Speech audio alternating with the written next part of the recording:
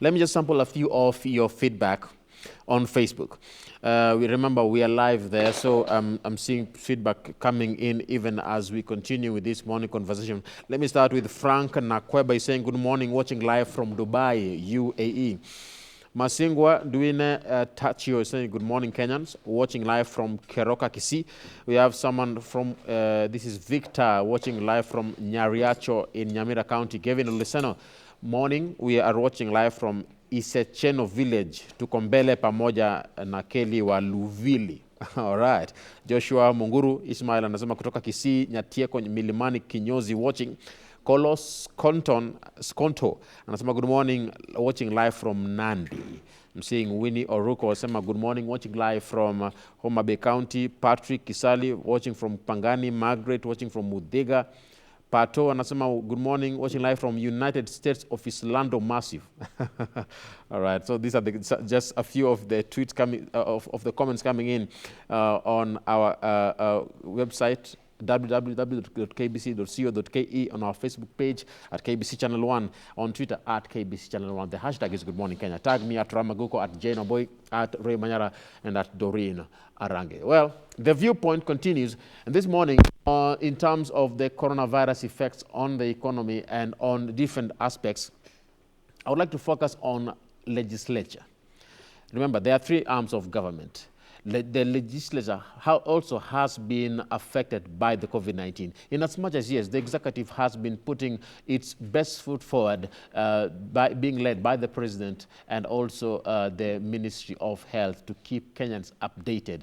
But now, how is legislation being affected by this? This morning, to put this into perspective in how our members of parliament are doing, I'm joined by Honorable John Mutunga, Member of Parliament, Tigania West. Karibu sana. Thank you very much, Ram, for the invitation and for the opportunity to contribute to this debate. Karibu sana. And let me correct something. Honorable Dr. John Mutunga. Yes, thank you so much. That's my correct reference. Let me first of all start by sending a message of condolences to the family of our late brother who lost his life yesterday from Makueni. Honorable Kilo, we lost him, and to the family, we are with you. We pray that the Almighty God gives you strength this time. Yeah, it's a very difficult time. In regards to that, the president and the deputy, together with so many others, they sent messages of condolences to the family. Correct, yes. Yeah, Honorable Peter Kiilu, Member of Parliament, former Member of Parliament of Makueni, who passed. They were saying that, even the president said that he eulogized him as a friend and seasoned public administrator who served the nation and people of Makueni with distinction. Yeah, that is a correct description of the of Kilo. Now, about Parliament. Yeah. Before we talk about Parliament, I would like to start of all by this. There are a lot of issues being brought by the pandemic when we talk about legislative approach. This arm of government, legislature, and we're talking about Parliament, you have been very, very busy, crafting ad hoc legislation to give legal effects on those directives. How has it been legislating during this COVID-19 pandemic? The Constitution, specifically Article 223, allows government to spend money in the event of an emergency, among others.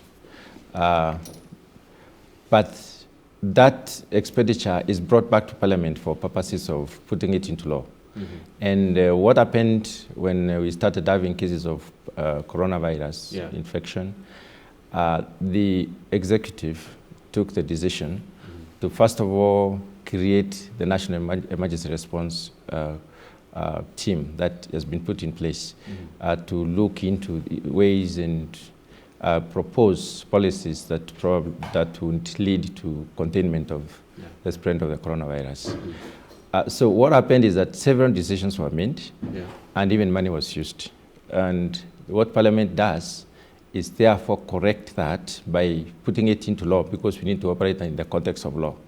So there were several pronouncements made by the president in terms of the tax laws. He did quite a number of tax changes in the tax regimes, and this needed to be put into law. And even as we talk about all these laws, how has it been, trying to move into parliament during all these sessions, trying to pass laws? How has it been for you?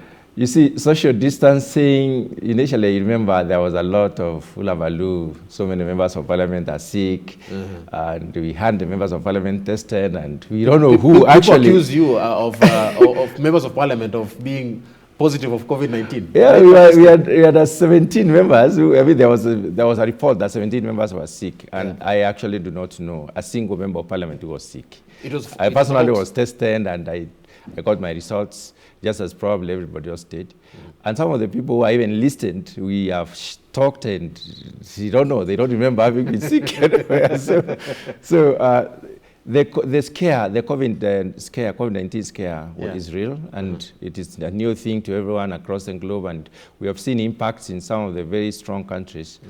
And what Kenyan parliamentarians did was, first of all, to stop the sittings, and then arrange on a mechanism of trying to ensure that there is social distancing.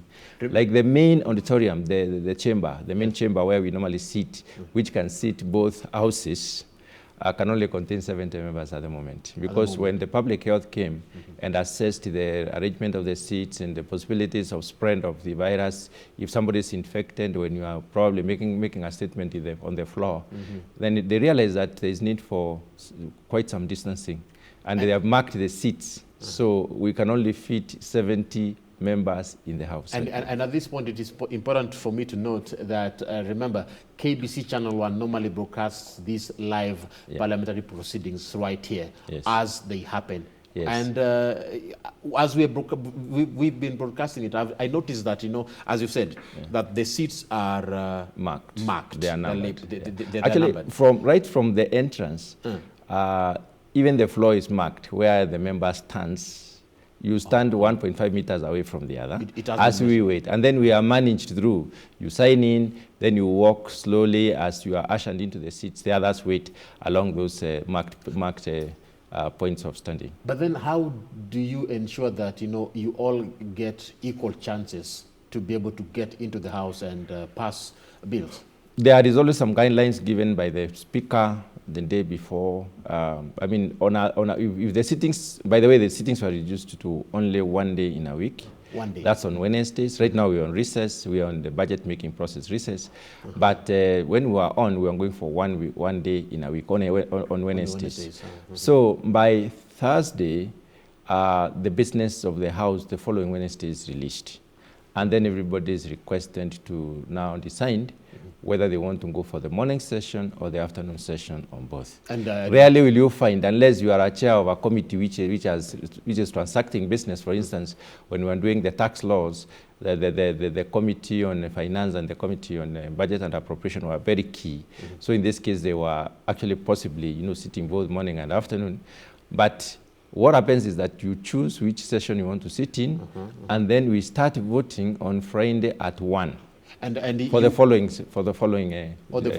week, Wednesday. Wednesday. Yeah, Wednesday. You're in the committee on in the budget committee and the committee on agriculture. Committee on agriculture. Yes. So, have you had chances where you made your submission that you're going to sit, but you missed out?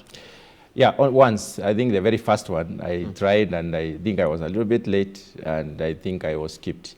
Because it's on a first-come, first-served basis. First of all, they take care of the House business, the leadership of the House, and then I think the first 10 to 15 slots are taken away.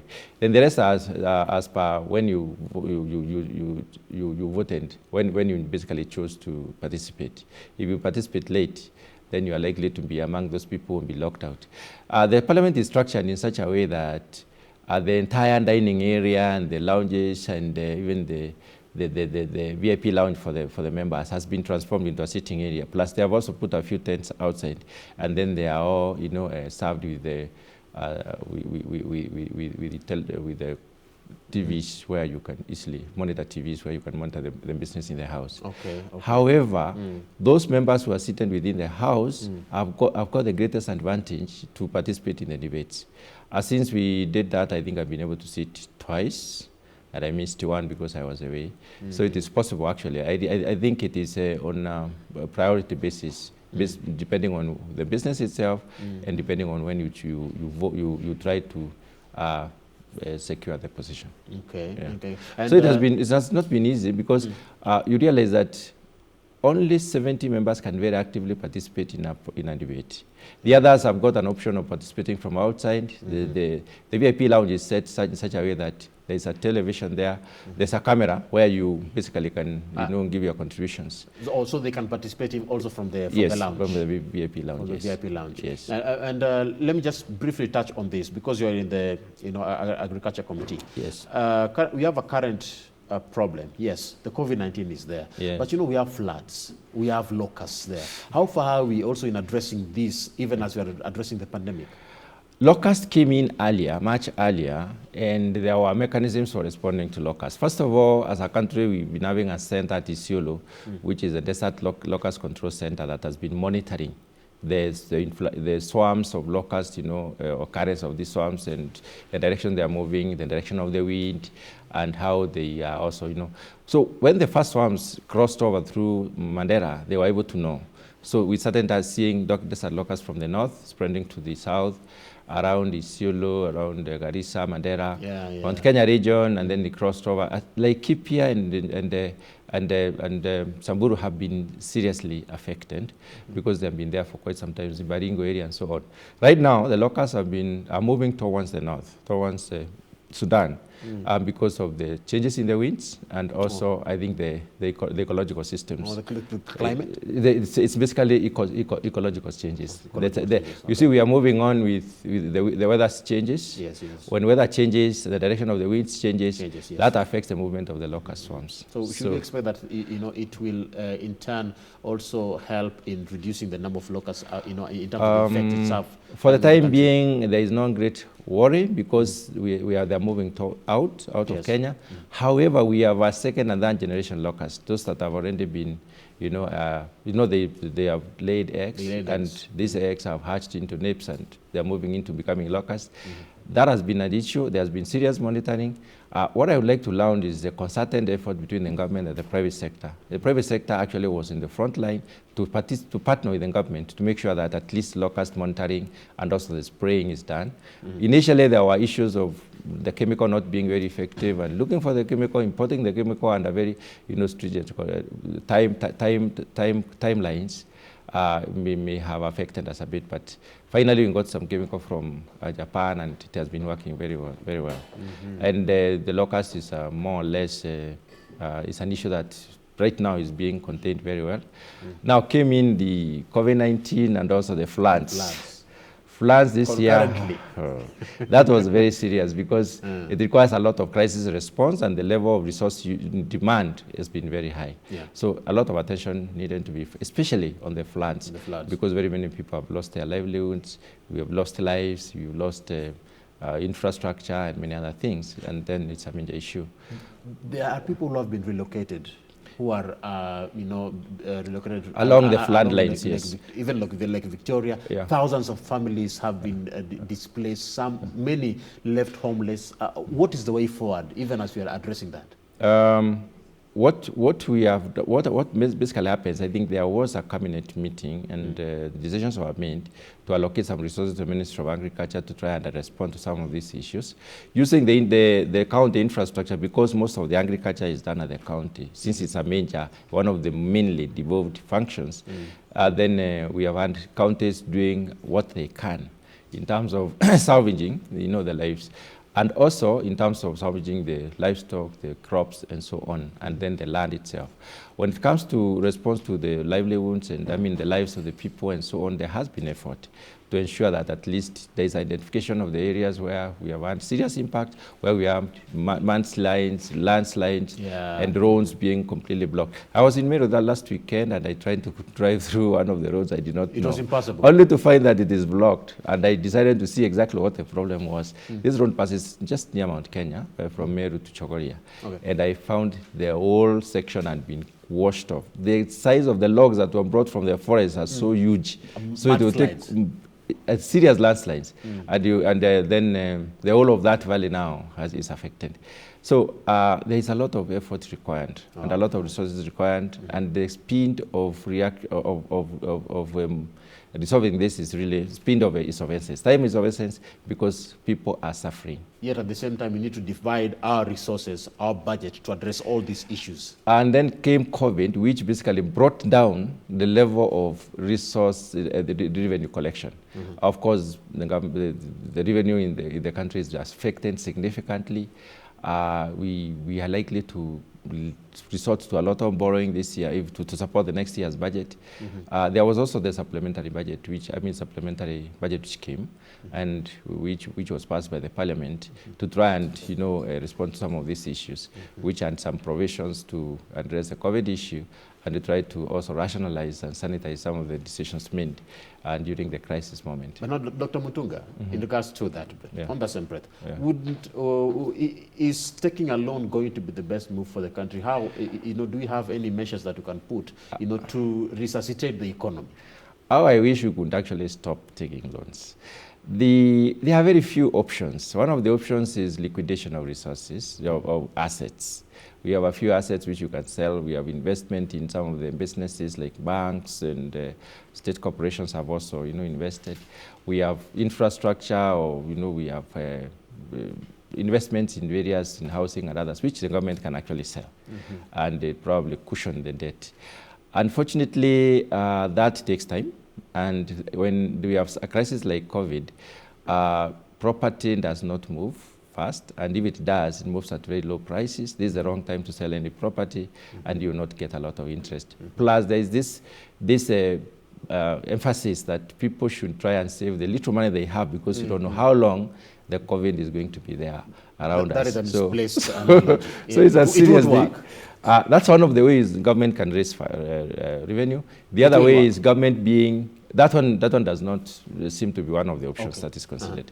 The other one is actually trying to contain the spending, scale down the spending. It is possible to reduce spending by, of course, reducing some of the investment projects, and reducing the unnecessary things. Like when it came to contribution, what the Parliament did in terms of their contribution, we decided to do away with all our travel, whether internal or external, and we have saved a lot of money and given that money to COVID. So those are some of the things that could be looked into, because in any case, the entire world is locked. There's nobody who is traveling. Why should you have money for traveling and accommodation? I mean, you should not be having some. Speaking of money, there is no money on the ground. I agree with you. There's no money on the ground, and I had an opportunity to watch Dr. Tigania speaking about the response and so on. And I would like to say that on the ground, those responses are not sufficiently felt. When we say that they are sufficient in terms of the efforts that are being made, it is sufficient, I think we need to interrogate that particular statement, because if you go across the country, people are still expectant. People are expecting a lot from the government. The government enforced wearing of masks and social distancing, and that has been an issue, especially during the first few days of enforcement. People were arrested and thrown in because they were not wearing masks. You had said that some villages, I think it was in Meru, you said some villagers were sharing face masks. You said those going to the market were borrowing face masks from those who are at home, because they want to avoid being arrested by the police. And people are found, sharing these face masks within, and other things, including Mira, cigarette, salt, and farm produce. And I'm aware that you bought over 2,000 to 25,000 masks from your own fund. First of all, let me say that the CDF, national government CDF, is not relevant when it comes to responses to emergencies that are not school-related or security-related. So zero, nothing from CDF. Secondly, there was need for people to respond quickly, because our people are being arrested and there were calls from all over that we need to come in. And the national, let me say, the parliament has not been actively involved in the response in the response initiatives. We've not been implementing most of those. The county government is working with the national government to try and structure out some response initiatives. Again, the member of parliament in any given constituency is considered to be the source of all, support and help, and therefore we have to go out of our way to look for ways of supporting them. I want to thank the government for one thing. They are providing a bit of sanitizers. We've been getting sanitizer from Kenya Petroleum Company and got 600 liters. But already, people are demanding for sanitizers. But what about you as a member of parliament? People have voted for you. How are you also, putting your hands on the ground? Physical presence is very important. And this physical presence is also curtailed by the decree that we should not have more than 15 meetings of more than 15 people. A member of parliament passing through his constituency, especially like, for instance, if I pass through my constituency, at any one time, everybody will come. People will come and we will have a meeting. You don't really need to call for a meeting. What are you doing to help people on the ground then? It has been very difficult. So what we did is mobilize resources. I did, as a family, we contributed about 750,000 and bought 25,000 masks and distributed. Then I called upon my friends who contributed some more money, and we bought some more 6,000. So we distributed that 1,000 masks. They also demanded for sanitizers. You see, any initiative happening at the national level or in Nairobi must permeate to the ground for people to feel properly taken care of. So if we can't tell them to wash their hands and people are using sanitizer, they want to feel the sanitizers even themselves. So what we did is that I had to come up with a way of making sure that we get them some sanitizers. Bought bottles, I think 3,000 bottles for small ones for the motorcycle riders because they're handling cash. And also I bought 1,000 slightly bigger bottles, which of course the small ones are good for, those people who are moving from one place to another. You can put it in the pocket. And then some 1,000 for those who are in the shops so that they can also sanitize themselves and the people when they exchange cash. Because cash is one of the easiest way to transmit the virus. But now, I saw photos of you on the ground. You're distributing all this. You're having your face mask on, and people are all around you. How are you able to work with your constituents during the pandemic like this, where we need also to maintain social distancing and at the same time help your people, because there is socio-economic effects of this pandemic? It is very difficult for a member of parliament to actually visit his people or her people, and they don't have a crowding. What we are doing is sneak into our constituencies and sneak out of our constituencies, sneak into your home and out of your home. You're sneaking into your own home? You sneak into your home. So what we do, like I've been doing the lounges in my own compound. I bring the staff at the house, and then we do the lounge. Then we have an organized distribution system. First of all, I got in touch with the committee, the replica committee, the devolved committee on the ground, the emergency response committee of the sub-county, and we agreed very well on the distribution mechanism. We decided to use organized groups and then drew their chairs. So it's only the chairs that we invite, and we put them on 1.5 meter sitting, and then we distribute these things to them. So we've been able to distribute the masks through such a process, and even the sanitizers we are distributing. And even the refilling of the sanitizers is arranged in such a way that the chairman collects all the bottles and brings them for refilling, and then he goes and distributes them. What's the response from the people? Extremely good. People are very happy about what you're doing, and they are very satisfied that at least we are participating at the time when they need us most. And I like to say that all of us should try to do something. Otherwise, all the members should try to do something, because people are expectant. They would like to. But now, let me come back to Parliament. Yes. You say that there are some certain weaknesses that are there that also need to be addressed. What are the weaknesses that exist? One of the weaknesses, or rather I would say is a challenge, is that we all cannot participate in the legislative process at the same time. Even if all members do not speak to a law, members have an opportunity to raise an objection or a point of order or correction when they are sitting in the floor. That doesn't happen because only 70 members can sit in the main house. One of the things we were imagining that probably the House leadership could have thought through is putting us in a big auditorium. There are some big auditoriums in this country. Big, where? Like Kasarani, the gymnasium. Gymnasium is very big. Okay. We have had a meeting, a Jubilee meeting there, and we were many thousands. And I believe there we can have social distancing, and all members can participate. All they need is to have mobile, mics, so that we are able to, participate in the legislative process. Gymnasium. Kasarani Gymnasium is a good example. It's a big hall. It's very large.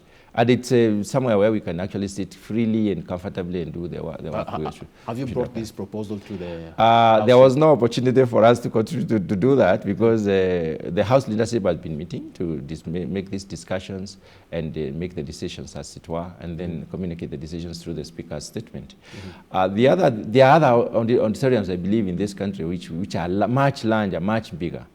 And I think the other challenge, which has really been brought by, and members have been talking about this, is the fact that people cannot congregate.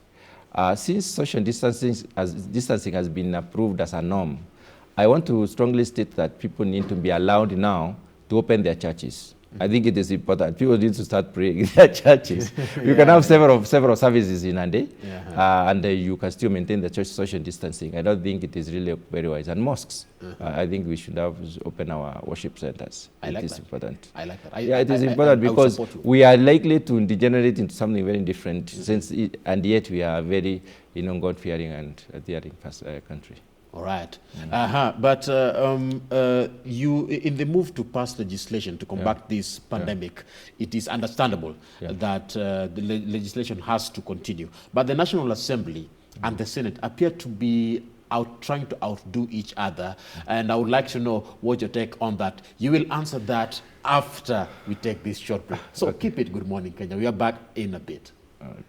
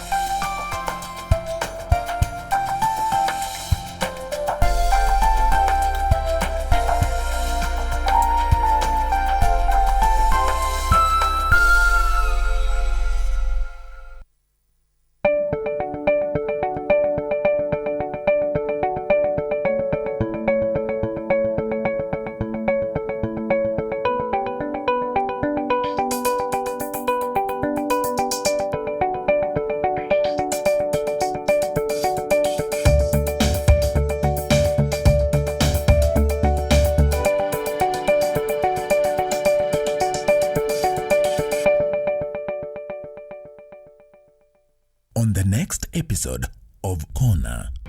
Do you support him? Absolutely. I was just asking your wife how she copes with you being away. Some sportsmen's wives have been known to stray.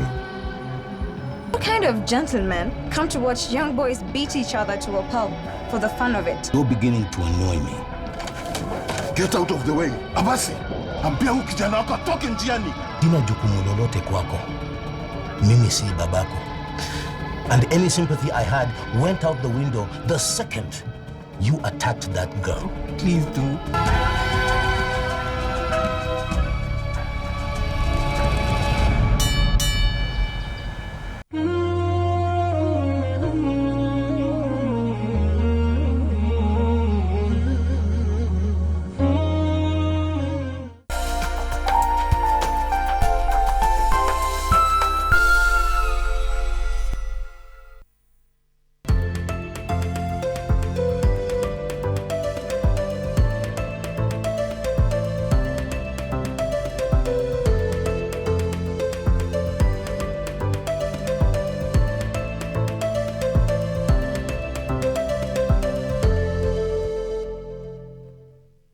welcome back. We are just continuing with our morning conversation right here on Good Morning Kenya. I am with Dr. John Mutunga, a Honorable Member of Parliament from Tigania West. And before we went for that break, I posed a question. Nikaona ukacheka kidogo. So I'm wondering, yes, we are in this COVID-19 pandemic. We're trying to fight it. Yeah. But both houses of parliament, we talk about the National Assembly and the Senate, appear to be trying to outdo each other. What is your take on that? Well, legislative making is free. Anybody can bring a bill to the House. However, the Senate concentrates on bills that touch on the counties as per the Constitution, and the National Assembly basically looks at all the bills. So when a bill originates from Senate, it will come to the National Assembly, or when it originates from National Assembly, which has any impact on the counties, it will go to the Senate. Money bills are made by and done by the National Assembly. So those bills do not go to the Senate. So apart from basically when it comes to resource allocation, the distribution, and so on, that is done by the National Assembly. So any member can actually originate, any house can originate a legislation in this country. So you say this perceived notion that the houses are competing or trying to outdo each other? That perception sometimes renders people, I mean, it brings in some dimensions. And sometimes, like last year, you remember how the Senate fought for increase of the revenue, I mean, of the money allocated through the revenue sharing bill, and that was misplaced because it's supposed to be 15% of the revenue that can be collected, and this is estimated. You see, you're looking at futures when future has got so many other things that can affect, you know, collection of such revenue. So that one brings in division, which is really not supposed to be there. It's not necessary. Senate and National Assembly work together. They agree quite a lot on terms of bills. If there's any dispute, there is a dispute resolution committee formed by members from each of the houses, and they normally agree on the nitty-gritties and on the sound of words, if I may say that. How does it affect the people? Where do we need to, you know, what do we need to change so that we are all comfortable? So Parliament operates as it were, you know, as a single unit, but by camera. All right, Mheshimiwa, because of the interest of time, what would be your final or your proposal moving forward in terms of how the country can be able to fight this pandemic with the help of all arms of government, including the legislature? There is need for serious consultation between all the arms of government and agreement on the way forward. We should all play our roles effectively. I would like to launch Parliament because once so many decisions were made, especially on the taxation laws, and they needed to be, you know, amended, Parliament took it upon itself to do it quite quickly and amend those laws in sync with what the executive had done. The legislature, I mean, the Parliament needs to, management, I mean, let me say the House leadership needs to consider opportunities where everybody can participate in lawmaking. Although the situation is difficult, I think they can look for possibilities of bringing everyone on board so that we can have, people can feel satisfied to participate in the legislative process. And of course, there are very, very, very many other things that are happening. There's so much politics in Parliament right now. But I would like to mention one thing. Having come from Mount Kenya East, I don't think it is necessary to drag in Kidiki. I want to specifically mention Senator Kidiki into those camps that are happening. I don't think it's necessary at all. It's uncalled for. It is not necessary because somebody has brought in Kangata, Senator Kangata has brought in a bill. A motion, notice of a motion to impeach him, I mean, for having failed to attend a meeting. All right. Now, I want to say that attending or failing to attend a meeting is not really, one meeting in so many years should not be taken that seriously. It does not hold water for his impeachment. There is misuse of power in that house. All right. Now, Mheshimiwa, hapo umeingia siasa. And I would like us to talk about another day, talk about politics in regards to this. Your thoughts in regards to, Senator Kindiki's impeachment motion, whether it will pass through. But just as a yes or a no, will it pass through? Yes or no? It won't pass through. It won't pass through. It will be very difficult for them to garner the numbers. All right. Thank you very much. That is Honorable Dr. John Mutunga, Member of Parliament for Tigania West, discussing the effects of COVID-19 on legislature. This is The Viewpoint.